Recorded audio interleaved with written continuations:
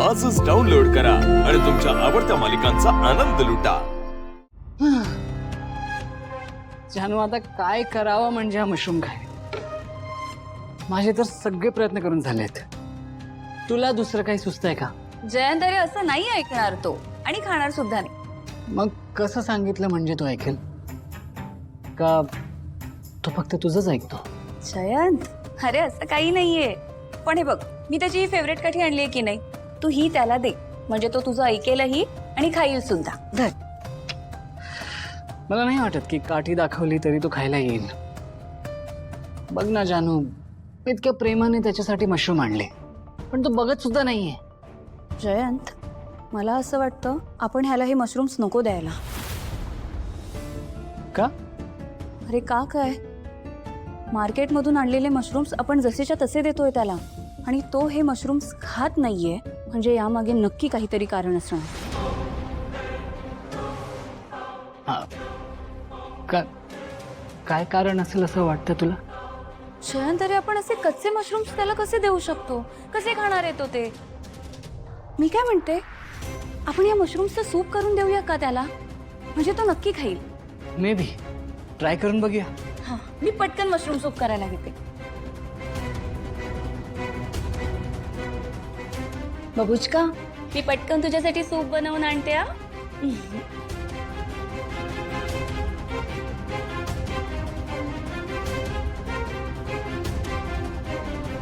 सिद्धू, सिद्धू थांब, सिद्धू अरे थांब, सिद्धू सिद्धू काय वासाला करतोयस पूर्वी तू? काही ऐकून घेणार नाही मी तुझं। तू जे काही वागली ना त्यानंतर तुला घरात थांबायचा अधिकारच नाही। सिद्धू मी काय बोलते? शब्दही बोलू नकोस पूर्वी। खरं तर माझ्या बायकोच्या जीवाशी खेळण्याचा प्रयत्न केलास ना, म्हणून मी तुला तुरुंगात पाठवायला पाहिजे, माहितीये तुला? धमकी देतोयस तू मला?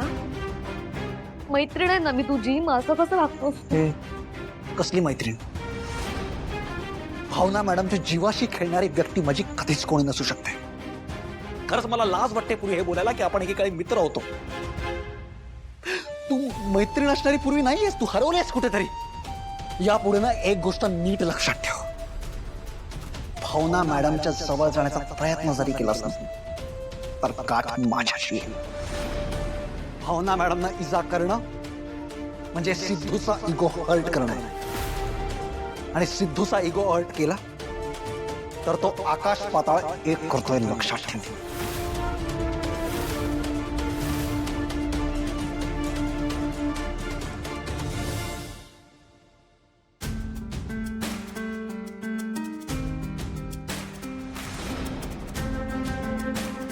तू आल्यापासून जान्हवीला दुसरं कोणीच दिसत नाहीये आणि माझी जानू मी सोडून दुसऱ्या कोणाचा तरी इतका विचार करते हे मी कधीच सहन करू शकत नाही।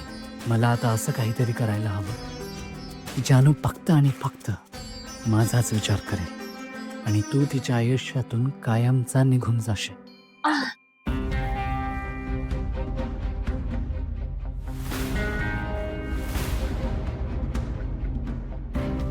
मला माहिती आहे मला काय करायचंय, पण त्यासाठी जानू घरी नसताना फक्त मी आणि हात जसा असे दोघंच घरी असायला हवं।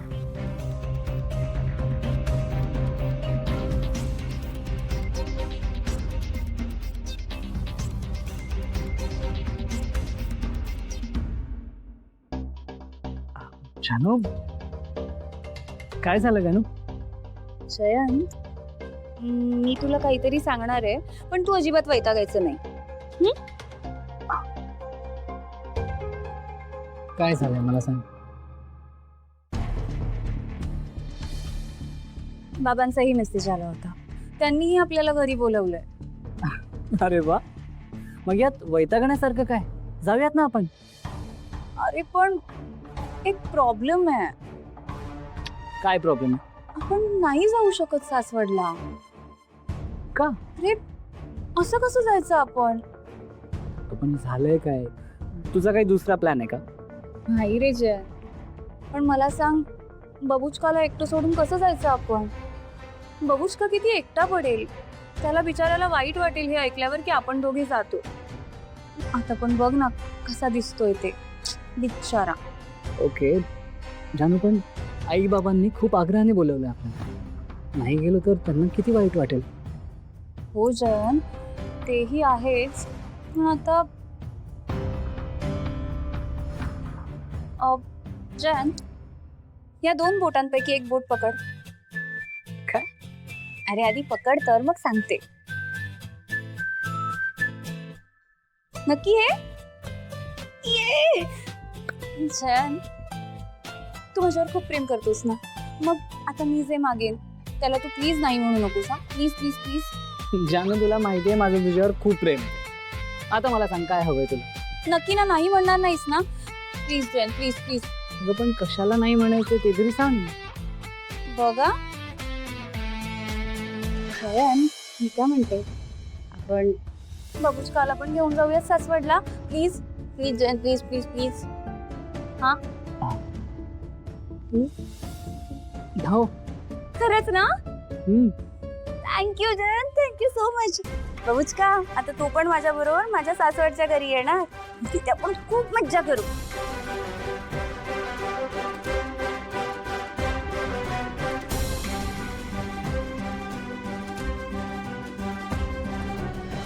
ये इकडे ये जरा. ये रे, ये. थांबा.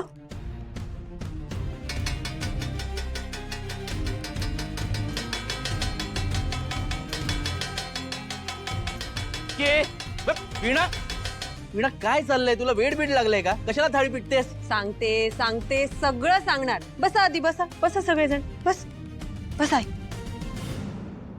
बस. मला ना आज वरदला एक गोष्ट सांगायची. पण मला आता झोपण्यासाठी गोष्ट नाही लागत. ही गोष्ट तुला झोपवण्यासाठी नाही तर उठवण्यासाठी आहे. म्हणजे हे बघ, एका गावात की नाही एक म्हातारा राहत होता. त्याला 4 मुलं होती.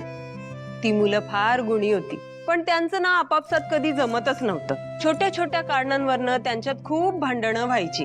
एके दिवशी म्हातारा खूप आजारी पडला आणि त्याला असं वाटायला लागलं की आता मी काही जिवंत राहत नाही.